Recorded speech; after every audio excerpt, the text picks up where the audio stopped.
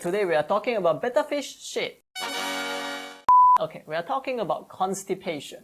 What's the symptoms of constipation? What causes constipation? And what can you do about betta fish constipation?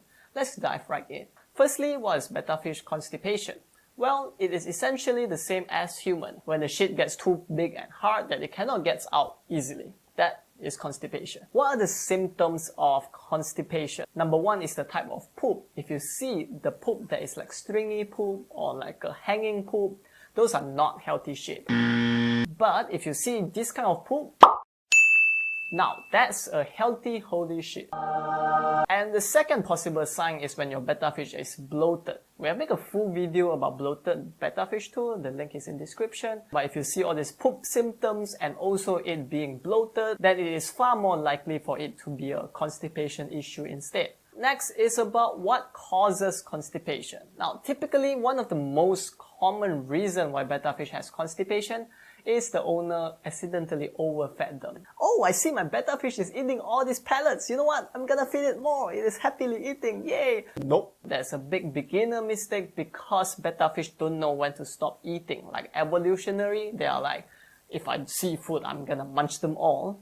So, when they are put into the tank, they are not exactly prepared for that. Number two, it's just like humans, they are lacking in fiber. Now this has a lot to do with the content of the food that they are fed to. So our best recommendation is take a look at your pellet and see how they respond to that particular pellet that it is feeding with.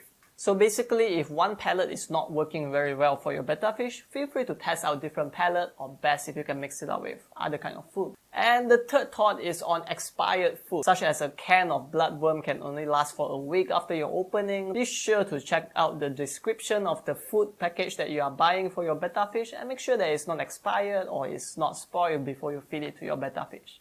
Now, what do you do if your betta fish is having constipation? Well, if the cause is because you have overfed your betta fish, then the simplest thing to do is actually to just fast your betta fish for a while. Like not feed it for about a day or two, and your betta fish will be just fine after that. And if overfeeding is your issue, I also recommend to really check out the description in the pellet. But another better thing to watch out for is how your betta fish respond after it is fed the pellet. Does it still feel slow and sluggish? That it looks a little bit bloated after it is fed with all this food?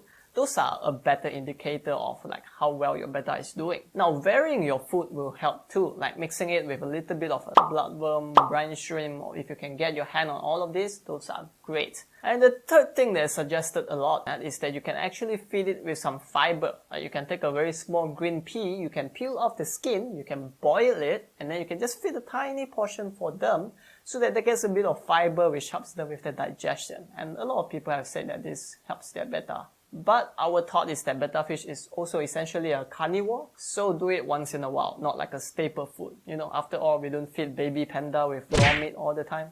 Same logic. The next thing you can do is you can help them to do a bit of mirror training, because when they flare, they tighten up their muscle, and that typically helps with their digestion and helps them to poop. And we also have a video on mirror training, linked in the description. And that's it about betta fish constipation. If you have any more questions, feel free to leave the question in the comment section below, and check out our other videos as stated in the description, and leave a thumbs up if this was helpful, and we'll see you next time. Take care.